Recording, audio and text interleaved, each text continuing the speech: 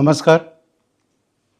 આજે તારીખ 17 ઓગસ્ટ 2025 રવિવારના રોજ સવારે 10 કલાકે શાસન સમ્રાટ ભવન ઓડિટોરિયમ હોલ, હઠીસિંગની વાડી, દિલ્હી દરવાજા બહાર, અમદાવાદ ખાતે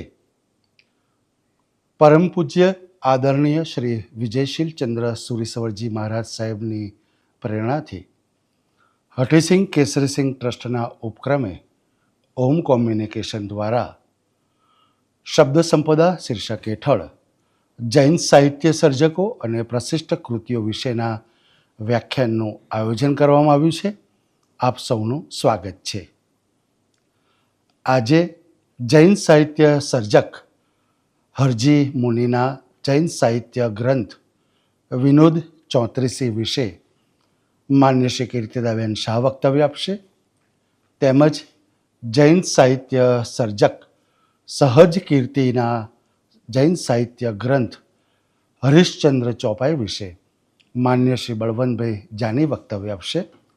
બંને વક્તાઓને વિનંતી કે મંચ ઉપર પોતાનું સ્થાન ગ્રહણ કરી આપણે વક્તાશ્રીનું ખૂબ તાળીથી અભિવાદન કરીશું. આપનું સ્વાગત છે. આપ જાણો છો તેમ ઓમ કોમ્યુનિકેશન દ્વારા છેલ્લા 12 વર્ષથી દિવંગત સાહિત્યકારોના જન્મદિન પુણ્યતિથિએ સાહિત્યિક વ્યાખ્યાનનું આયોજન કરવામાં આવે છે. તેમજ દર મહિને શબ્દજ્યોતિ શીર્ષક હેઠળ એક હયાત સાહિત્યકારના જન્મદિનની ઉજવણી કરવામાં આવે છે. સાથે સાહિત્યના વિશિષ્ટ કાર્યક્રમો જેવા કે સાહિત્ય પંચામૃત, સંસ્કૃત પર્વ, પર્યુષણ સાહિત્ય પર્વ, ગુજરાતી આત્મકથાના 150 વર્ષની ઉજવણી, સંત સાહિત્ય પર્વ, પુસ્તક પરિચય અને શબ્દ સંપદા જેવા કાર્યક્રમોનું આયોજન થાય છે. આયોજન થયેલ તમામ કાર્યક્રમો યુટ્યુબમાં સાહિત્ય વિમર્શમાં અપલોડ કરવામાં આવે છે, જેથી જે અહીંયા હાજર નથી રહી શક્યા એ લોકો આ કાર્યક્રમનો લાભ લઈ શકે.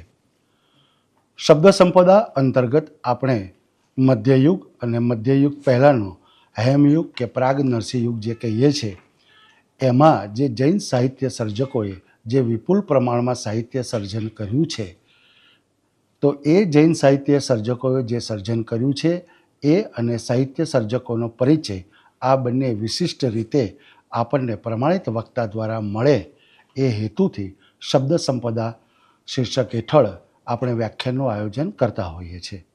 સૌપ્રથમ આપણે વક્તાશ્રીનું સ્વાગત કરીશું.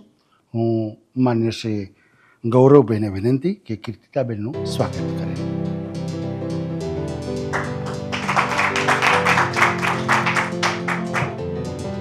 આભાર ગૌરવભાઈ. હવે ખૂબ તાળીઓના સન્માન સાથે માન્ય શ્રી કીર્તિદાબેનને વિનંતી કરું, આપ આવો અને જૈન સાહિત્ય સર્જક હરજી મુનિના જૈન સાહિત્ય ગ્રંથ વિનોદ 34 વિશે વક્તવ્યનો પ્રારંભ કરો. સ્વાગત છે આપનું.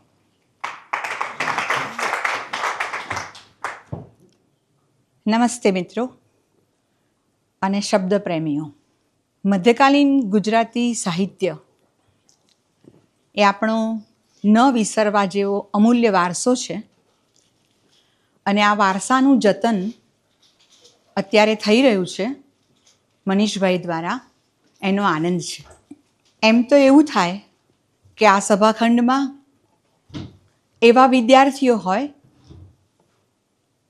કે જેમને એમ લાગે કે અમારો વારસો કેટલો સમૃદ્ધ છે, એવી પ્રતીતિ એમને થાય. પણ આ વિડીયો દ્વારા આ સામગ્રી એમના સુધી પહોંચવાની છે એટલે એનો પણ આનંદ છે.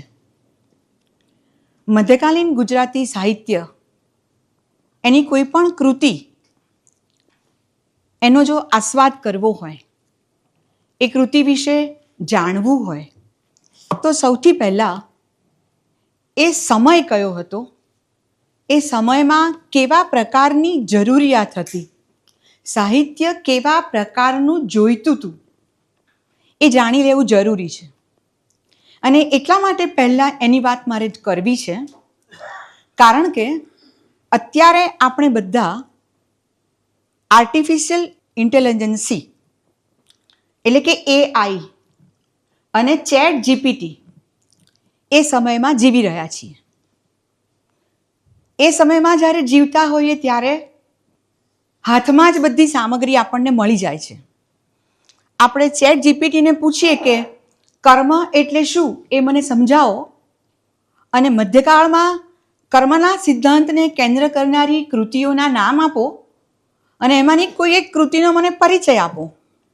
તમે ચેટ જીપીટીને જઈને આટલું પૂછો એટલે તરત જ તમને બધી સામગ્રી આપી દે, તમારા હાથમાં બધું જ.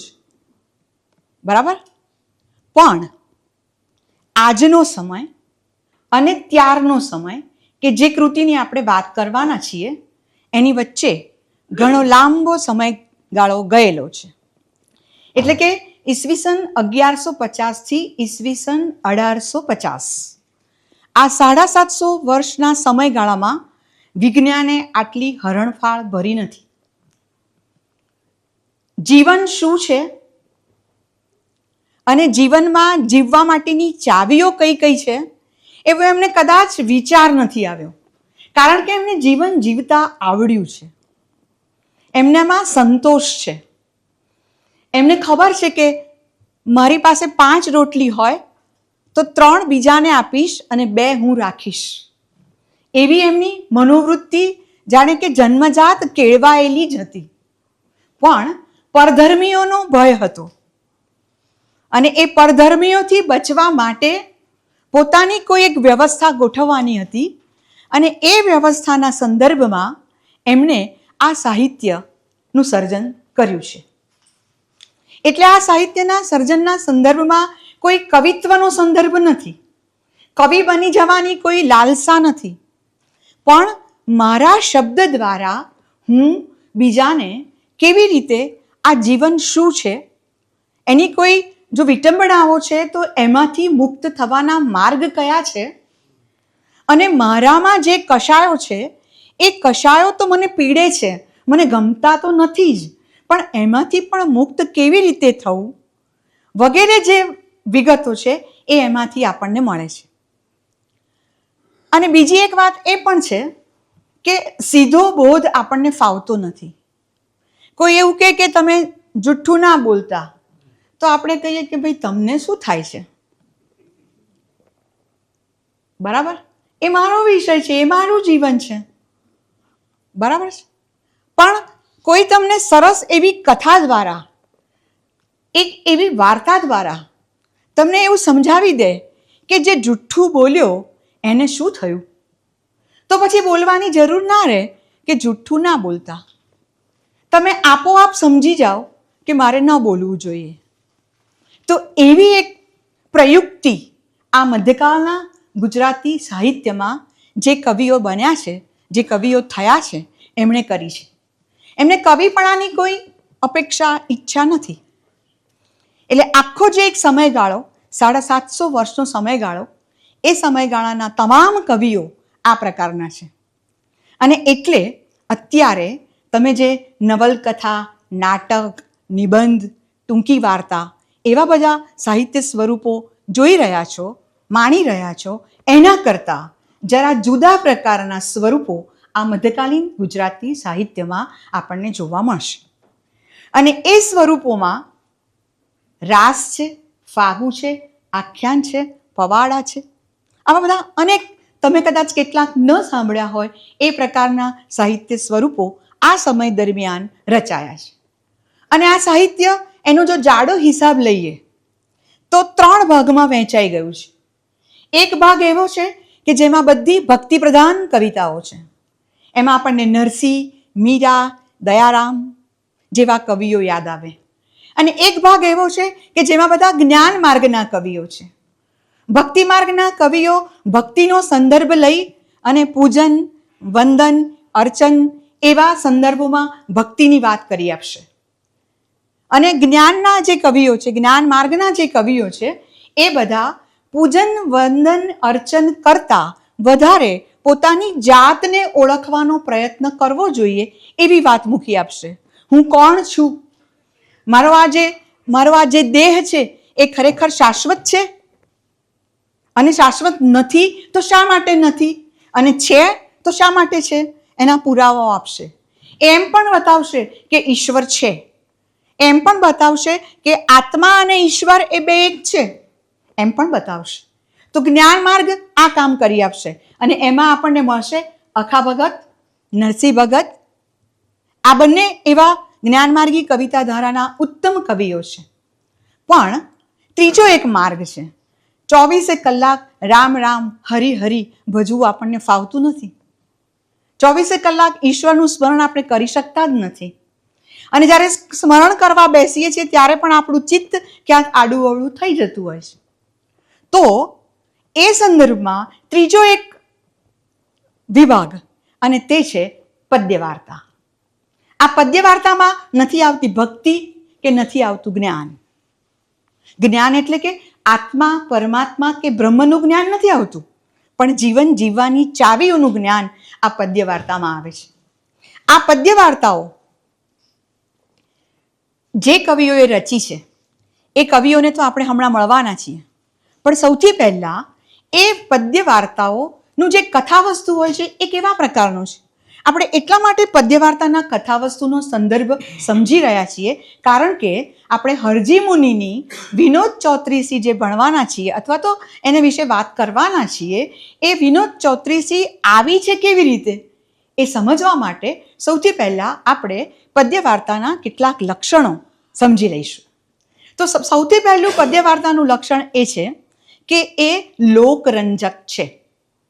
એટલે કે આમ પ્રજાને, સામાન્ય પ્રજાને પણ રસ પડે એવા પ્રકારનું કથાવસ્તુ આ વાર્તાઓમાં આવતું હોય છે.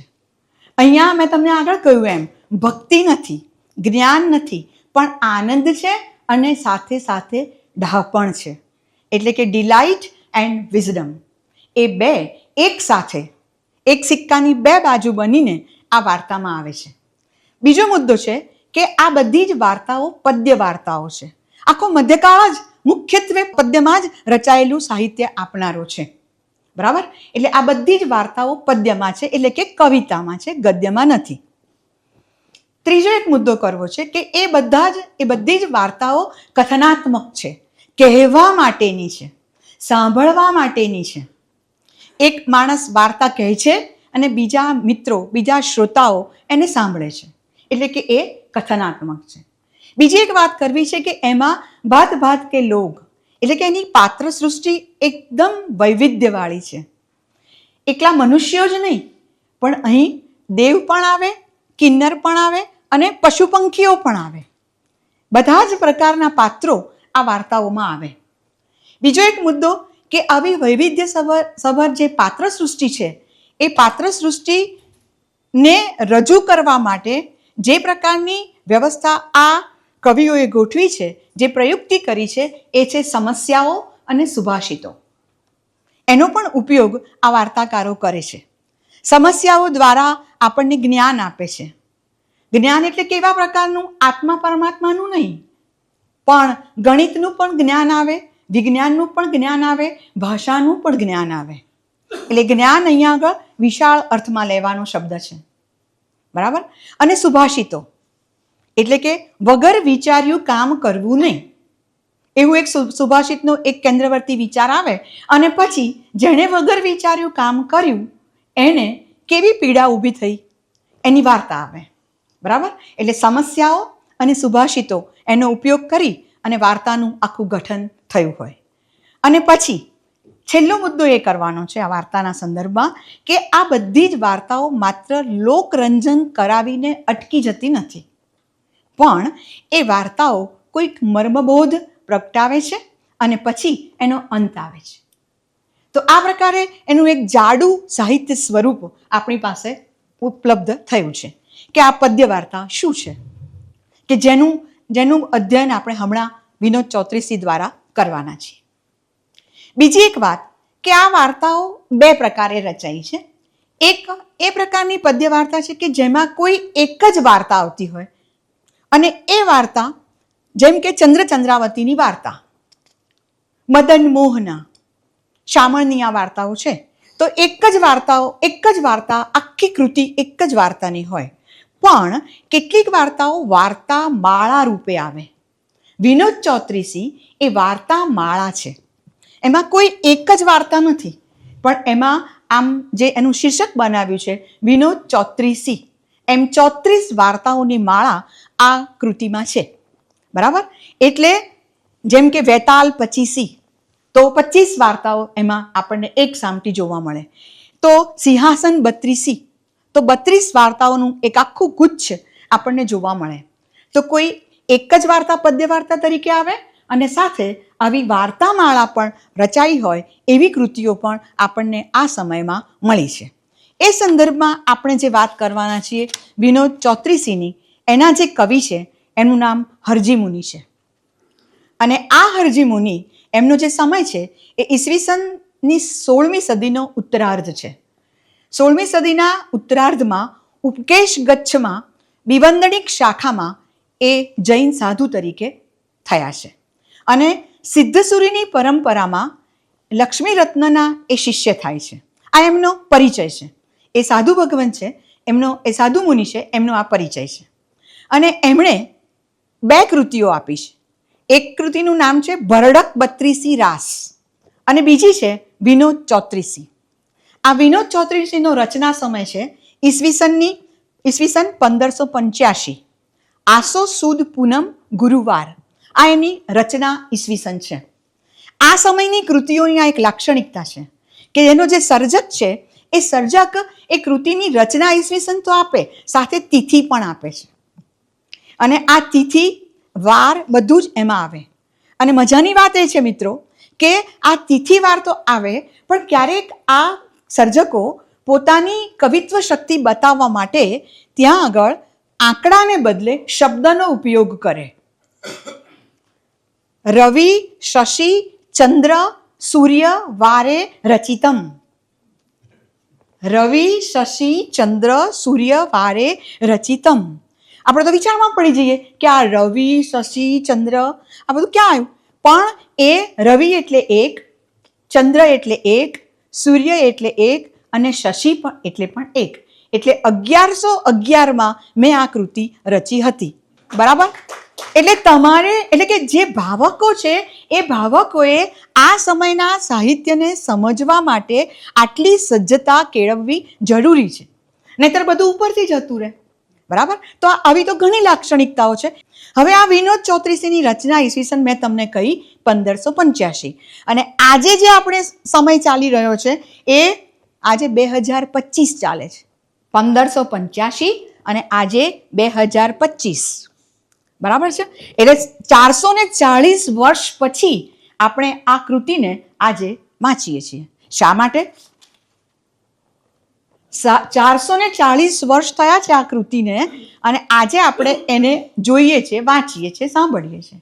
તો આ જે વિનોદ ચૌત્રીસી છે એમાં કંઈક એવું છે કે જે આપણને પ્રેરે છે કે હવે આપણે આને વાંચવી પડે, હવે આપણે આને જોવી પડે. બરાબર છે?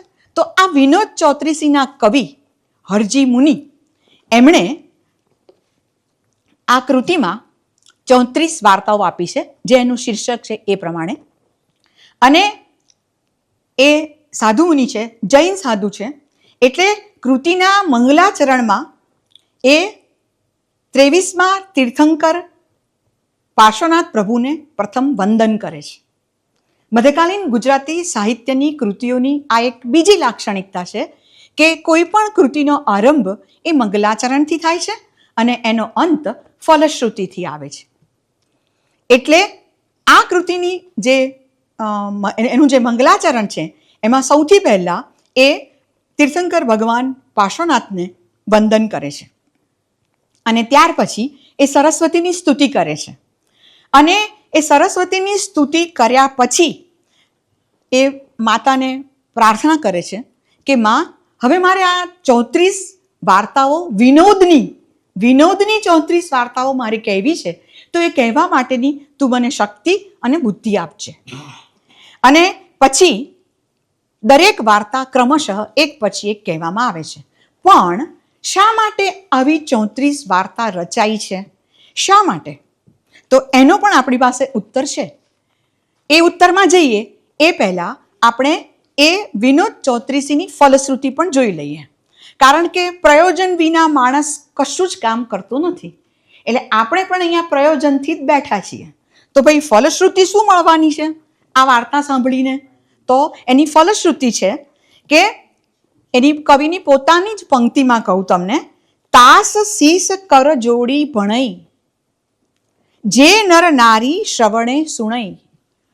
એમને વંદન કરીને જે સ્ત્રી પુરુષો એને સાંભળશે તે નર પામઈ, વિદ્યા બુદ્ધિ સયલ કાજની થાઈ સિદ્ધિ.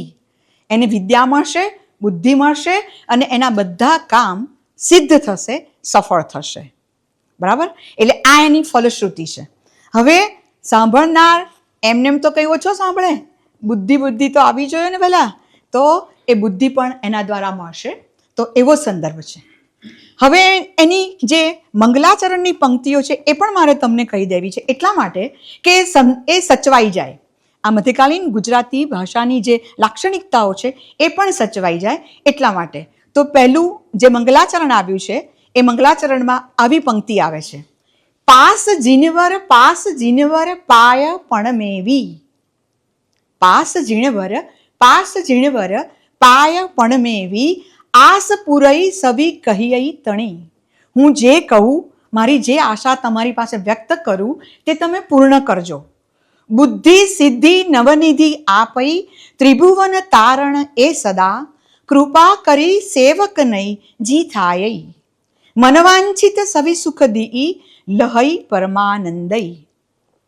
શ્રી જીનવર ગોયમ નમી, પ્રણમું સરસ્વતી માત, બે કર જોડી વીનવું સાંભળી સરસ્વતી દેવી. વિનોદ કથા જવું બોલતું, સરસ વાણી દીવ હેવ. જ્યારે હું આ કથા કહેતો હોઉં ત્યારે તું મને સારી વાણી આપજે.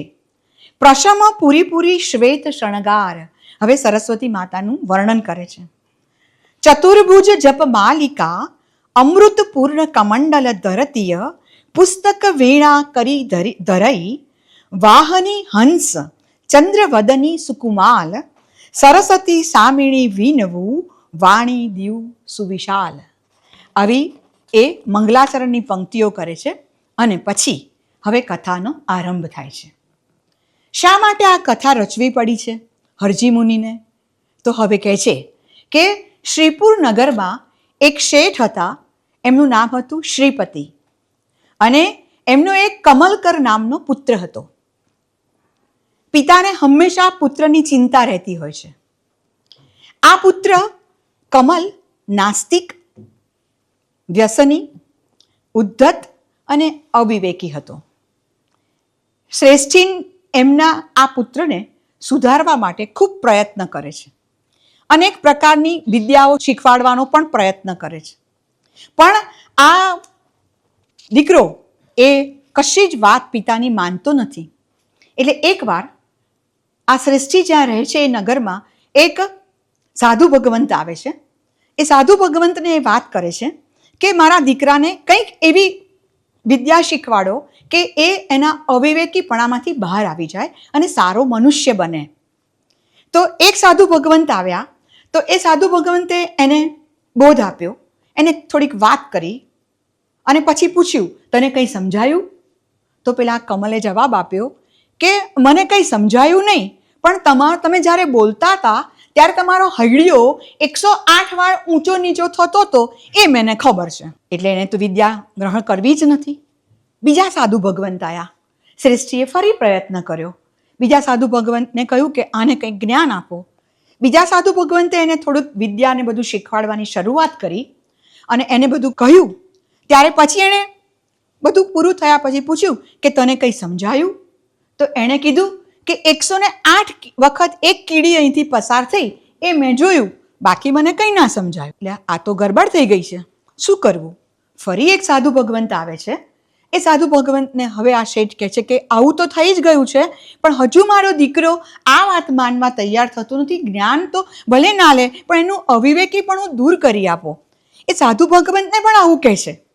તો આ સાધુ ભગવંતે, હવે જુઓ, આ હરજી મુનિનું કવિપણું છે. આ સાધુ ભગવંતની પાસે હરજી મુનિએ કેવી પ્રયુક્તિ કરાઈ છે? એ સાધુ ભગવંત 3જા નંબરના હતા અને એમણે એને જ્ઞાન આપવાની શરૂઆત કેવી રીતે કરી? એ સાધુ ભગવંતે એને શરૂઆત કરી કે પહેલાં રસિકતા બતાવી એણે 8 પ્રકારની સ્ત્રીઓના વર્ણન કર્યા. આ 8 પ્રકારની સ્ત્રીઓના સંદર્ભમાં એક પંક્તિ કવિએ મૂકી છે. એ પંક્તિ મારે તમને કહેવી છે. એમણે કહ્યું કે પહેલું સ્વાધીન પતિકા નારી. હજી તો જ્ઞાન આપવામાં આવે છે પેલા કમલને, પણ જ્ઞાન લેવું નથી. અવિવેક ઘણો છે, ઉદ્ધતાઈ ઘણી છે, એટલે રસિકતાથી શરૂઆત થઈ છે. પહેલું સ્વાધીન પતિકા નારી, એવી પત્ની, એવી સ્ત્રી કે જેણે પોતાના ચાતુર્ય અને બુદ્ધિથી પોતાના પતિને પોતાનો કરી લીધો છે. બીજી પ્રોષિત ભર્તૃકા, એવી સ્ત્રી કે જે પતિના વિરહમાં હોય. ત્રીજી બતાવી ખંડિતા, એટલે એવી સ્ત્રી કે જેનો પતિ બીજી સ્ત્રી સાથે સંબંધ બાંધી બેઠો હોય અને પોતે એકલી પડી ગઈ હોય. ચોથી સ્ત્રી કલહાંત રીતા, એટલે કે જે કલહ કરતી હોય, વારંવાર ઝઘડો કરતી હોય પતિ સાથે પ્રેમ સંબંધ મેળવવા માટે. પાંચમી બતાવી વાસક સૈયા, સરસ પોતાની પથારીને બધું ગોઠવીને પોતાના પતિની પ્રિયતમની રાહ જોતી હોય.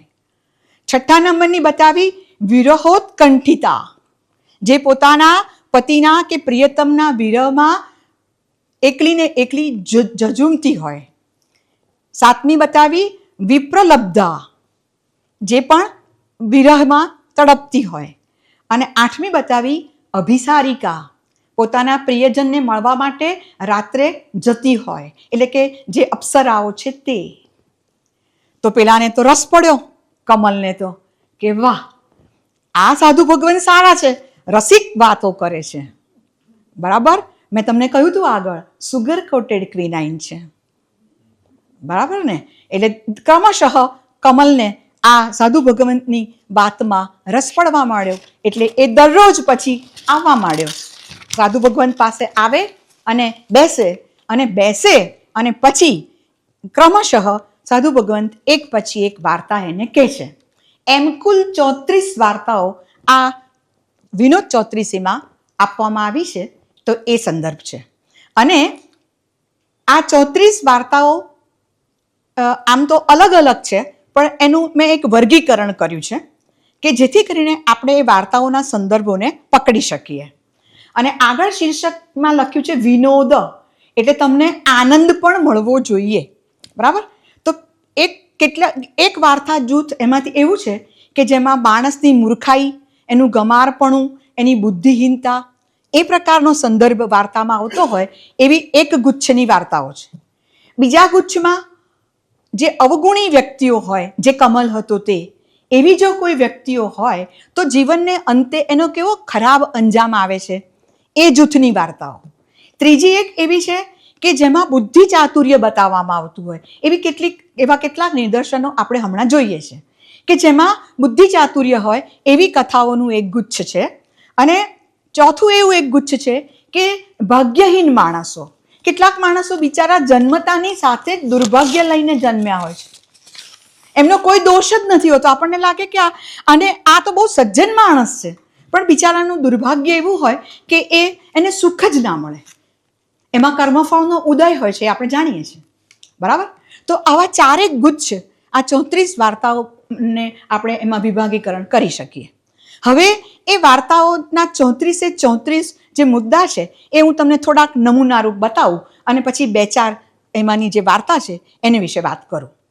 તો પહેલી એક કથા છે, એમાં એટલા માટે આ મુદ્દા કરવા છે કે આપણો મુદ્દો, એટલે કે મારો મુદ્દો નહીં, પણ હરજી મુનિ કવિનો મુદ્દો એ છે કે કમલને બુદ્ધિ ચાતુર્ય શીખવાડવા માટે કેવા પ્રયત્નો સાધુ ભગવંતે કઈ વાર્તાઓ દ્વારા કર્યા છે એ આપણે જાણવું છે. તો પહેલી એક કથા છે, એમાં લોક વ્યવહારનું જ્ઞાન નહીં પામેલા બુદ્ધિહીન 4 યુવાનોની કથા છે, જેને લોક વ્યવહારની ખબર નથી. જ્ઞાન મળી ગયું છે બધું, કાં તો એ લોકો ખગોળશાસ્ત્ર જાણે છે, કાં તો જ્યોતિષશાસ્ત્ર જાણે છે, એમ અલગ અલગ શાસ્ત્રોનું જ્ઞાન છે, પણ વ્યવહારનું જ્ઞાન નથી. એટલે વ્યવહારનું જ્ઞાન ના હોય તો પણ કેવી દશા થાય એ પ્રકારની કથા છે. બીજી છે પરનિંદા કર્યા કરતી એક ડોશીની કથા. ઘણાને આવી ટેવ જ હોય. બરાબર? તો આ બધી વાર્તાઓનો અભ્યાસ મનોવિજ્ઞાનની રીતે પણ કરવા જેવો છે. આ હરજી મુનિ કંઈ મનોવિજ્ઞાન ભણવા ગયા નથી, એમના મનમાં તો એવો મુદ્દો પણ નહીં હોય, પણ જો કોઈને અભ્યાસ કરવો હોય તો મનોવિજ્ઞાનના સંદર્ભમાં પણ આ વાર્તાઓનો અભ્યાસ કરી શકાય એવો છે. ત્રીજી એક વાર્તા છે, તેમાં નિર્ગુણીને પ્રતિબોધ કરવા માટે કોઈ નિર્ગુણી હોય એને સારી રીતે સમજાવવા માટે કોઈ જાય, પણ એ સમજે જ નહીં અને એની કેવી દશા થાય એની વાર્તા છે. બીજી એક વાર્તા છે ધન સંપત્તિના અતિ લોભમાં અંધત્વ પામતી મિત્રની વાર્તા. બરાબર. પછી છે કસોટી પ્રસંગોમાં પાર ઉતરીને બુદ્ધિ ચાતુર્યની સર્વોપરિતા સિદ્ધ કરતા નટપુત્ર રોહાની વાર્તા. બીજી એક વાર્તા છે શઠ સંન્યાસીના પ્રશ્નનો બુદ્ધિ ચાતુર્યથી જવાબ આપનારા સાધુની કથા. 7મી એક વાર્તા છે બુદ્ધિ ચાતુર્યથી હાથીને તોડી બતાવતા પુરુષની કથા. બીજી એક વાર્તા છે જે આપણે બધા જાણતા જ છીએ, એમાં સાચી માં કોણ અને જેણે ચતુરાઈ કરી છે એ ચતુર માતા કોણ એની એક વાર્તા. બીજી એક વાર્તા છે ધૂર્ત અને દ્રોહી મિત્રને પાઠ ભણાવવા વિશે મિત્રની વાર્તા. 10મી એક વાર્તા છે વિદ્યાના મદમાં નોતરતા પરિવ્રાજકની વાર્તા. 11મી વાર્તા છે ગુરુ પ્રત્યે વિનયવંત અને દક્ષ શિષ્યની કથા. હું બધી તો નહીં કહું, પણ થોડાક મુદ્દા. બીજી એક વાર્તા છે રત્નસુંદરી વેશ્યાની કથા. બીજી એક વાર્તા છે અલ્પબુદ્ધિ તાપસની કથા. બધી જ વાર્તાઓ બહુ જ સરસ છે અને રસપ્રદ રીતે એમણે રજૂ કરી છે. બીજી એક વાર્તા છે દેવદેવી સાથે ઠગાઈ કરતા શેઠની કથા. બીજી એક વાર્તા છે કંજૂસ શેઠની કથા. પછી છે વૃદ્ધના અનુભવ જ્ઞાનની કથા. બીજી એક વાર્તા છે લક્ષ્મીવાન પણ કંજૂસ શેઠની કથા. ત્રીજી એક વાર્તા છે શ્રદ્ધા વિનાનું દાન કરતી વૃદ્ધાની કથા. તમે જોઈ શકો છો, મેં તો તમને કેટલાક નિદર્શનો જ આપ્યા છે, પણ 34 વાર્તાઓ અનેક પ્રકારના નવા કોન્સેપ્ટ લઈને આવી છે. સમજણ તો માણસને બધી જ હોય છે, એવું નથી કે માણસ નથી સમજતો. બરાબર. અને તેમ છતાં પણ એ કરતો નથી. એને ખબર છે કે સાચું શું, એટલી વિવેક બુદ્ધિ તો એનામાં છે જ, કોઈ પણ માણસમાં છે કે સાચું શું અને સારું શું, ખોટું શું અને ખરાબ શું. પણ આ કથાઓ વારંવાર એ વાત આપણને સમજાવીને આપણે એ રસ્તે કોઈક વાર તો કોઈક ક્ષણે તો જાગૃત થઈશું એવો સંદર્ભ રચી આપે છે. તો હવે આપણે 1-2 નમૂના રૂપે વાર્તાઓ જોઈએ કે જે વાર્તાઓ બહુ જ રસપ્રદ છે. આમ તો બધી જ રસપ્રદ છે, પણ મારે તમને જે વધારે રસ પડે એવી વાર્તા કહેવી છે. એમાંની એક વાર્તા પહેલા સાંભળીએ. પરનિંદા કર્યા કરતી વૃદ્ધાની દુર્દશાની કથા. વાર્તામાં એક શેઠનું પાત્ર છે. આ શેઠે એક નિયમ લીધેલો છે કે દરરોજ જે દાન કરવું, પોતાના ઘરે આવેલા કોઈ પણ માણસને ખાલી હાથે ન જવા દેવો. એટલે એને ત્યાં જેટલા માણસો આવે એ કશુંક ને કશુંક લઈને જાય. આ શેઠના ઘરની સામે એક વૃદ્ધ ડોશીમાં રહે છે અને એ આ ચિત્રને જુએ છે. દરરોજ જે એક માણસ કોઈકને આપતો હોય તો એને કારણે આખા નગરમાં એ શેઠની વાહવા થાય છે. આ માજીથી આ સહન થતું નથી, એટલે માજી બધાને એવું કહે છે કે આ શેઠ છે ને બહુ જ લુચ્ચો છે અને એ બધાને પોતાના ઘરે આવી રીતે બોલાવે છે અને જેની પાસે બહુ જ પૈસા છે એને મારી નાખે છે અને પછી એનું ધન લઈ લે છે. એટલે કોઈએ ત્યાં જવું નહીં. પણ બધા માણસો મૂર્ખા નથી હોતા, એટલે બધા તો જાય જ છે. આવું રોજે રોજ બનતું રહ્યું છે. પણ એકવાર હવે ઈશ્વર છે ને એ બહુ ચતુર છે. હું જાણી જોઈને આ ચતુર શબ્દ વાપરું છું. એ છે ને પરીક્ષા તો કરે જ, આપણી માણસની પરીક્ષા તો કરે જ. એટલે એ શું કરે છે કે એકવાર એક સાધુ એના ત્યાં ભિક્ષા લેવા આવે છે. એ વખતે જુએ છે કે બધું ફંફોડે છે, શોધે છે, પણ કદાચ ઘરમાં કશું ખાવાનું મળતું નથી. તો થોડીક છાશ હતી, તો એણે કીધું કે આ છાશ આપી દઉં. તો એણે સાધુને પગે લાગ્યો અને છાશ આપી. છાશ આપી અને સાધુએ તો છાશ પીધી. એણે પીધાની સાથે જ ત્યાં મૃત્યુ પામ્યો. બરાબર. હવે એ મૃત્યુ પામ્યો, એના સમાચાર તો એક જ સેકન્ડમાં ફેલાઈ જાય. એ મૃત્યુ પામ્યો એ સમાચાર સૌથી પહેલા વૃદ્ધ માજીને મળી ગયા. માજીએ આખા જગતમાં વાત ફેલાવી દીધી. હવે એ મરી ગયો છે એનું કારણ એવું બતાવ્યું કે આ શેઠે એને મારી નાખ્યો છે. હવે તમે જુઓ, એ તો સાધુ છે, સાધુ પાસે તો કમંડળ સિવાય શું હોય, પણ એને મારી નાખ્યો છે એમ. બરાબર. હવે જ્યારે આ ઘટના બની છે ત્યારે ઉપર જે હત્યા છે, જેણે આ સાધુને મારી નાખ્યો છે, એ ઉપર ફરે છે અને એ જુએ છે કે સાલું આ શું થયું, કોણ મરી ગયું, કેમ મરી ગયું આ. બરાબર. એટલે એ શોધ કરે છે કે કેમ થયું આ. તો આ શેઠનો તો કશો વાંક જ નહોતો, પણ આ શેઠને જેણે આ છાશ આપી હતી એ આહિરની એક સ્ત્રી એ પોતાના માથે છાશનું બોઘેણું ભરીને લઈને શેઠને ઘરે આવતી હતી ત્યારે આકાશમાં એક સમડી એક સાપને પોતાની ચાંચમાં ભરીને લઈ જતી હતી. એ સાપનું ઝેર પેલા ઢાંકણું થોડું ખુલ્લું રહી ગયું હતું, એમાં પડ્યું હતું. એટલે આહિરાણી પણ નિર્દોષ છે, પેલો જે શેઠ છે એ પણ નિર્દોષ છે, અને આ જે સાધુએ પીધી છે એ પણ નિર્દોષ છે. બરાબર. તો કોઈ આમાં કારણભૂત તો છે નહીં, અને છતાં આનું મૃત્યુ થયું છે. જે નિંદા કરતી હતી એને તો વિષય મળી ગયો હતો. બરાબર. એટલે પેલાને થયું કે આ તો બહુ જ ખરાબ થયું છે. નિંદા કરનારી વૃદ્ધા હતી એની જ હત્યા કરી કાઢી.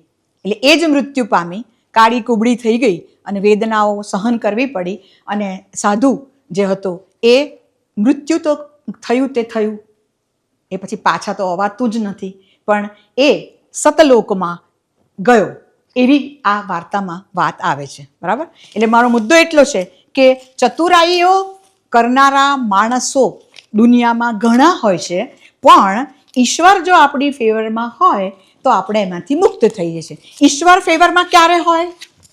સત્કર્મો કર્યા હોય તો. આપણી વૃત્તિઓ જો શુદ્ધ હોય તો આપણે કોઈ પ્રોબ્લેમ થતો નથી. એવો સંદર્ભ વારંવાર આ વાર્તાઓમાં, જેટલી વાર્તાઓ છે બધી જ વાર્તાઓમાં આવે છે, કારણ કે કમલને શીખવાડવાનું છે કે તું સજ્જન પુરુષ બન. બરાબર છે. તો આવી એક વૃદ્ધાની વાર્તા કે જે વૃદ્ધાએ આવા ઈર્ષ્યાભાવ રાખેલો અને ઈર્ષ્યાભાવને કારણે એ જે વેદના પામી એની વાર્તા મેં તમને કહી. હવે મારે બીજી એક વાર્તા કહેવી છે. એમાં માણસની મૂર્ખાઈની કથા છે. રાજા, પ્રધાન, પુરોહિત અને શ્રેષ્ઠીના ચાર પુત્રો છે, અને આ ચારેય પુત્રો જુદા જુદા શાસ્ત્રોમાં નિપુણ છે. પરંતુ બને છે એવું કે એ લોકોને લોક વ્યવહાર, લોકાચારનું જ્ઞાન હોતું નથી. ચારેય પુત્રોની બુદ્ધિની કસોટી કરવાની વાત આ વાર્તામાં આવે છે, અને એમાં એક પછી એક હાસ્યજનક ઘટનાઓ બને છે. કઈ ઘટનાઓ બને છે?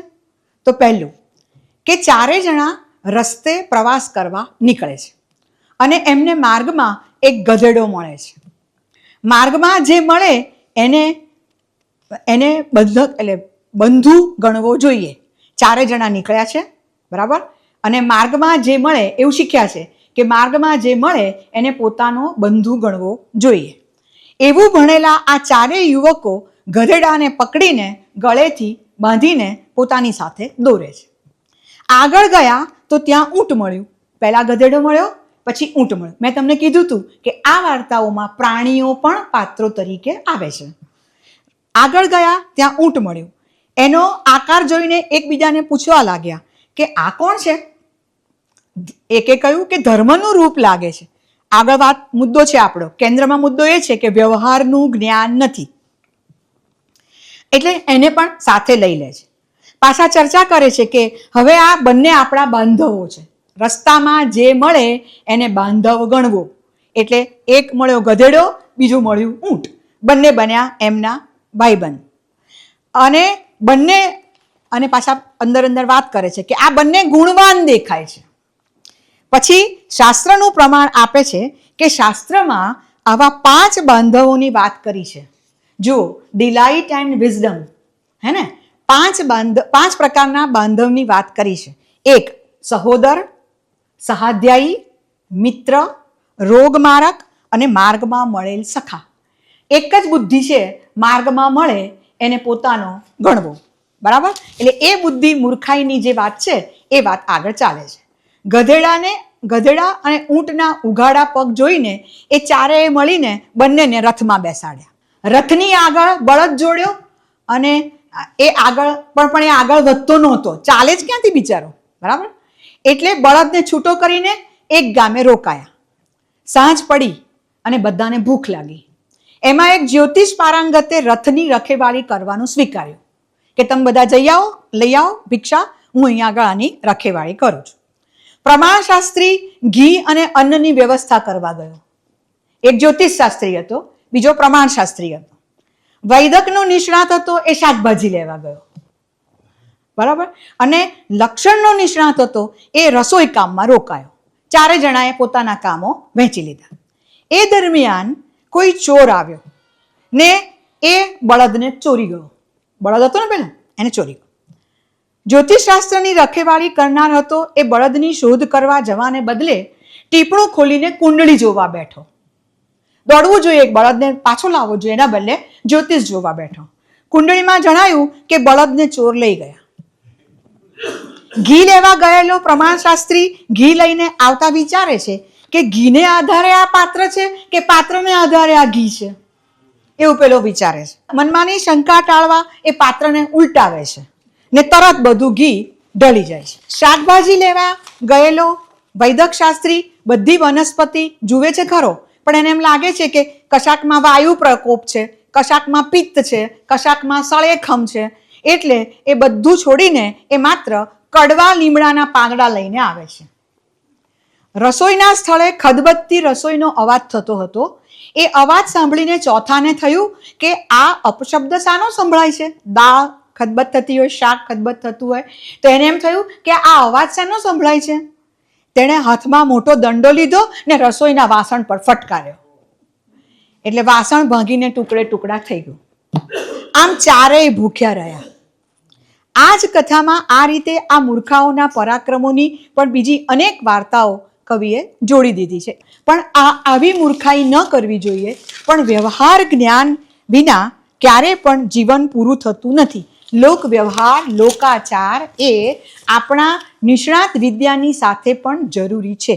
એ પણ આપણે જાણવા જોઈએ, સમજવા જોઈએ. અને હવે એક નાનકડી વાર્તા કરી અને મારી વાત પૂરી કરીશ. બીજી એક વાર્તા એવી છે કે જે વાર્તામાં બે સખીઓ છે. એકનું નામ બુદ્ધિ છે અને એકનું નામ સિદ્ધિ છે. બુદ્ધિ અને સિદ્ધિ બંને જણા બહુ જ ગરીબ અવસ્થામાં જીવી રહ્યા છે. બુદ્ધિ એક વખત યક્ષદેવની આરાધના કરે છે અને યક્ષદેવ ખુશ થાય છે, પ્રસન્ન થાય છે અને કહે છે કે તું શા માટે આવી છે, શું જોઈએ છે? તો કે હું બહુ જ ગરીબ છું, મને કશુંક જીવનમાં આનંદ આવે એવું કંઈક આપો.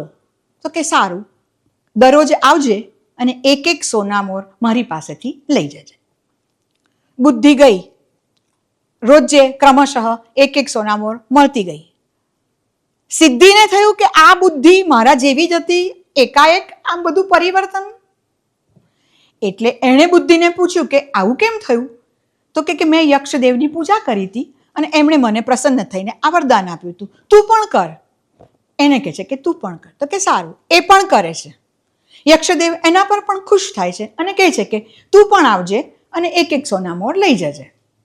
સરસ, ત્યાં સુધી તો બરાબર. પણ હરજી મુનિને આટલેથી અટકીને જ જવું.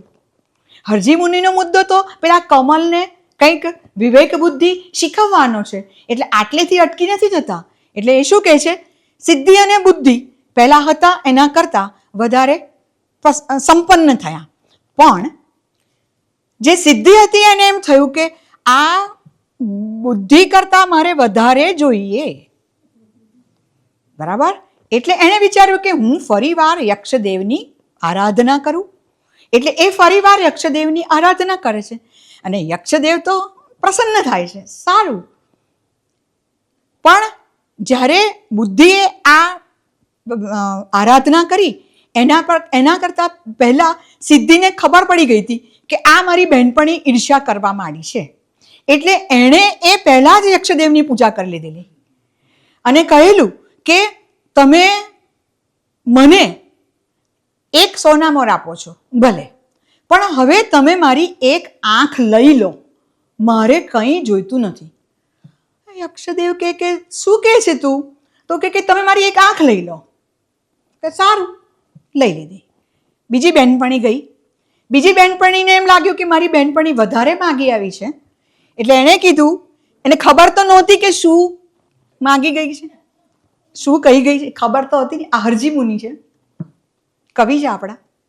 એટલે કહે છે કે મારી બહેનપણીએ જે માગ્યું એના કરતાં બમણું મને આપો. બંને આંખ ગઈ.